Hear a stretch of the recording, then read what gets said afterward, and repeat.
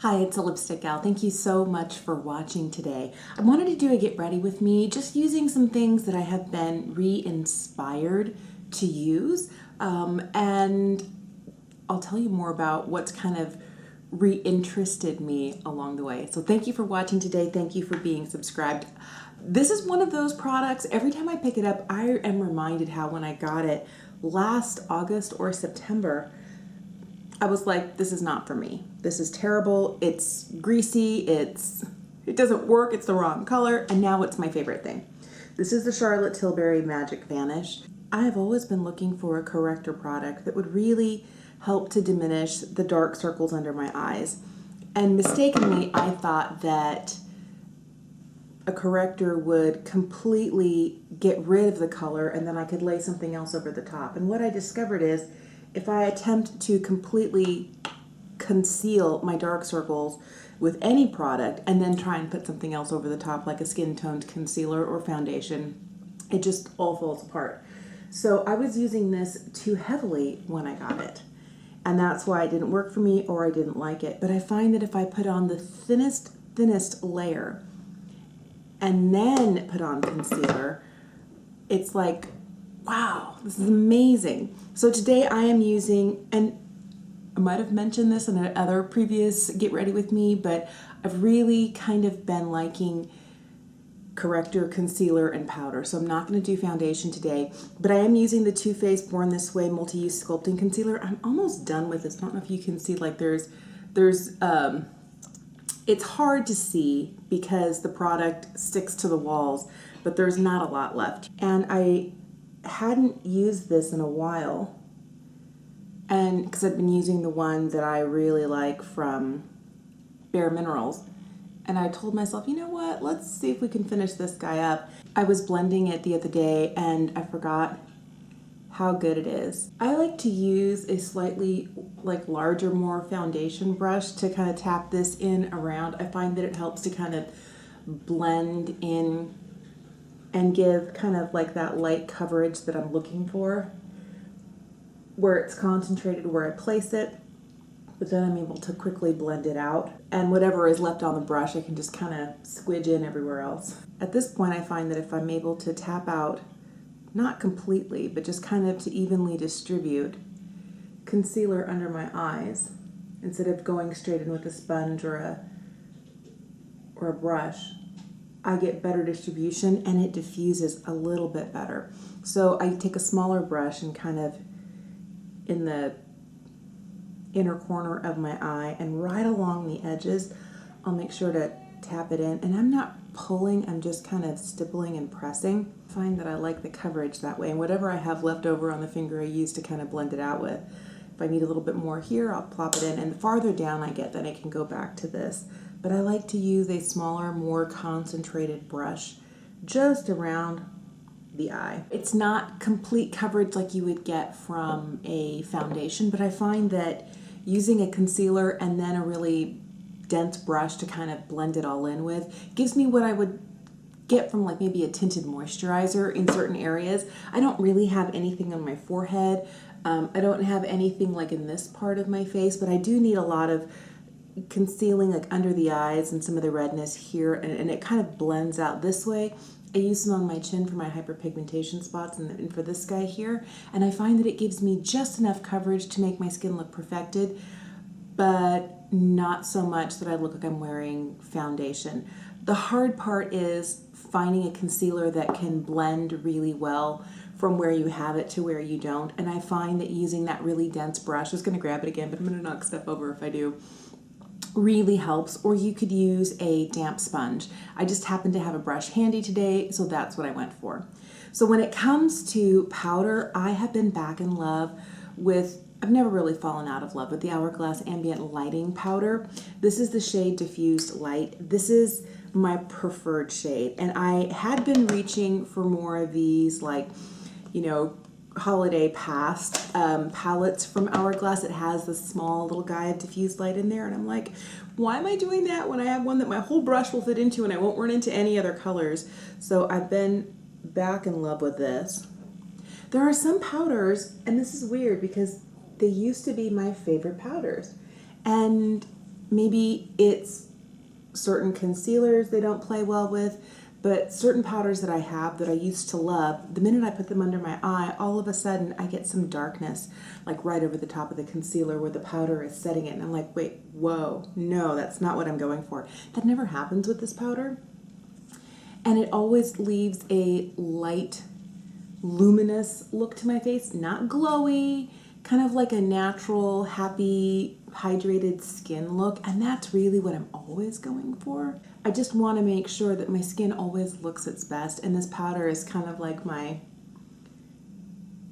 perfect powder. I have really liked using the bronzer in this Sculpture mini palette from Hourglass. This is this year's kind of mini, and I have been surprised at how much I have been liking it, because it is a little warmer. It is a little darker than the average bronzer I buy for myself, but it does have that lifelike, skin-like quality to it, which I feel like keeps reminding me how good this is.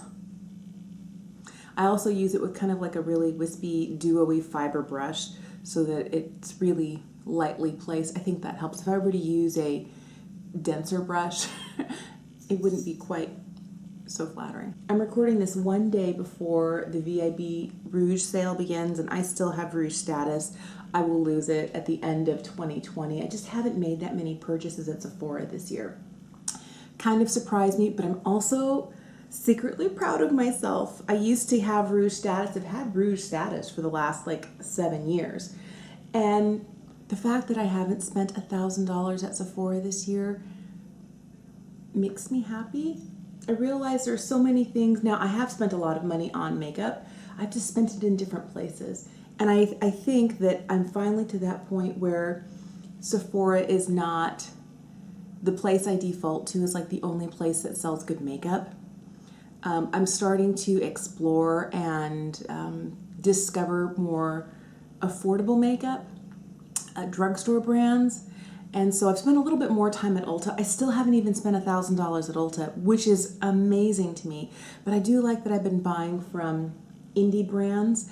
That just makes my heart happy. I have this little mini from Hourglass. This is their Mood Exposure blush. I love this blush. And it's just kind of rosy enough and not too much. This, by the way, is one of the colors that comes in this exact size in this year's big Sculpture palette. And since I already had this blush and I had 2 of the Ambient lighting powders already, I was like, you know, I don't think I need the big palette this year. I'm going to go for the mini that looks more my speed. I just feel like, again, instead of getting everything, I'm happy with myself. And the fact that when I went to the Sephora website thinking, okay, 20% off, what can I get that's really going to be useful? There's not a single makeup item in there. I'm like, who am I? And there's been a lot of stuff that's come out. I think I've just been much more selective this year. And I'm proud of myself for that. I'm, you know, trying really hard not to buy just to buy. And I have bought things from Sephora this year. I have purchased things that, did I need them? No. Were they interesting? Yes. Some of them, have I continued to reach for them? No. But the fact that I'm learning from my previous purchase mistakes makes me kind of happy. But I forgot how much I loved Hourglass products for the face.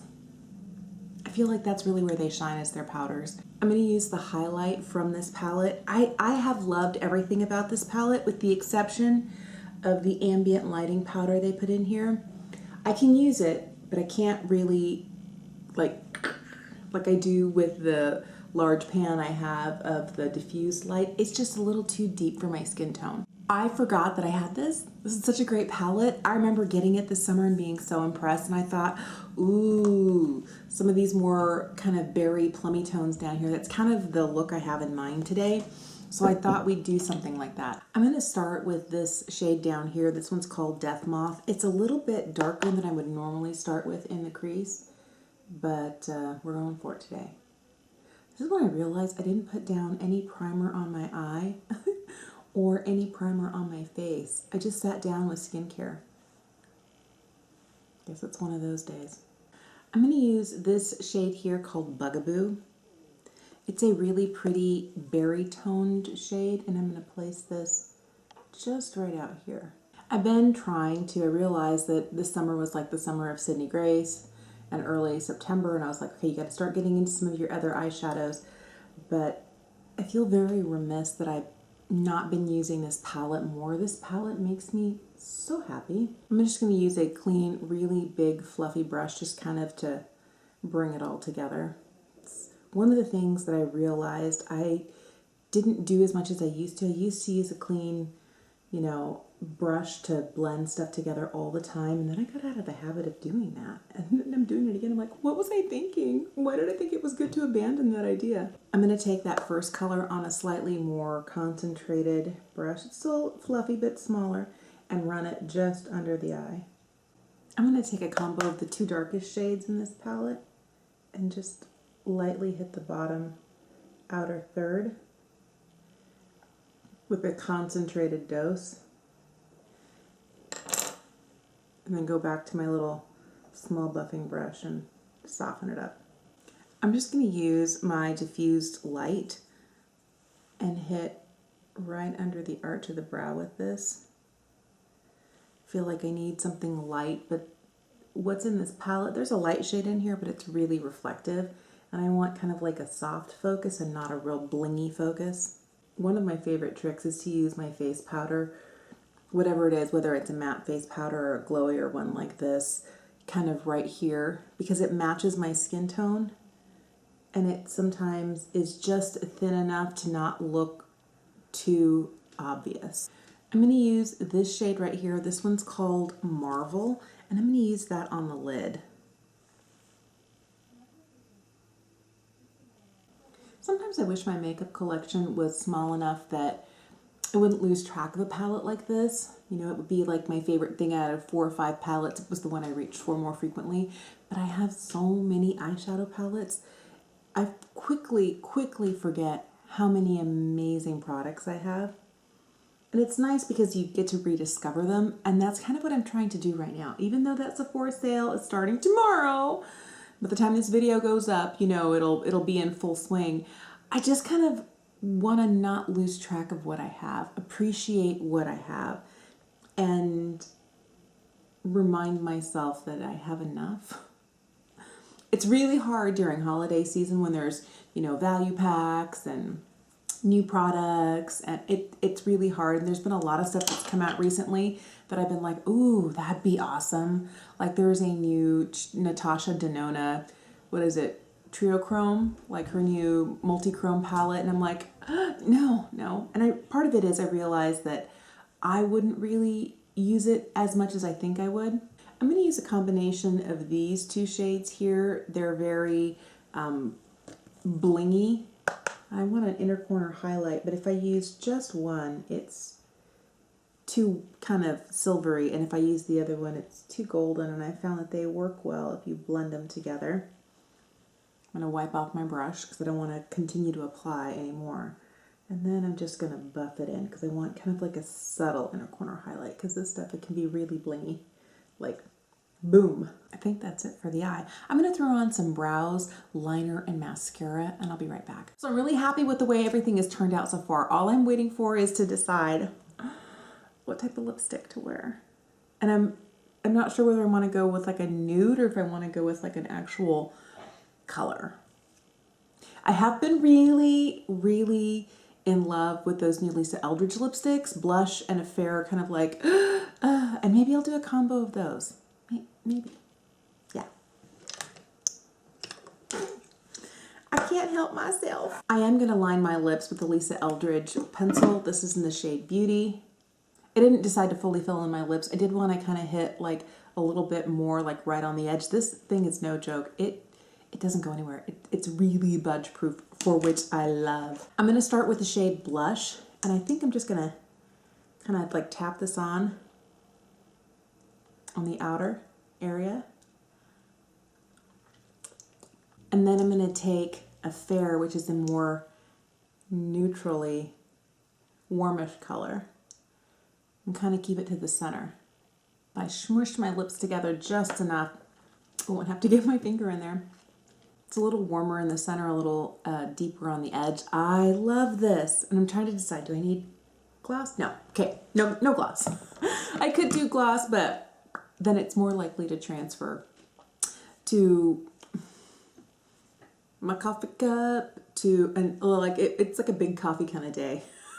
I was like, I'm gonna go good. Don't go out and get coffee. You're spending too much on coffee. Make coffee at home. But I don't like it when my coffee gets cold.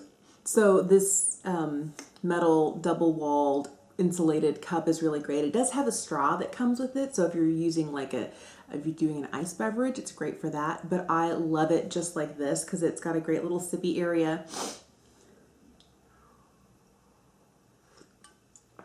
There will be a little transfer, but it won't be as much as if I was wearing gloss, and that's kind of what I'm going for. I also do have to wear a mask later today because I got to run an errand, so I'll have less transfer with this than if I was wearing a glossy lip.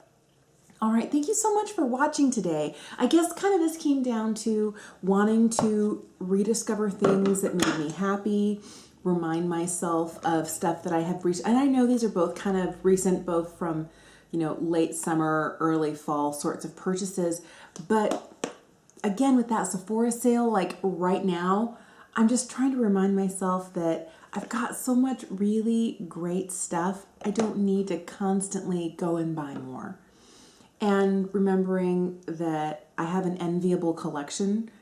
Most people don't have as much as I do, and that's okay. That's okay.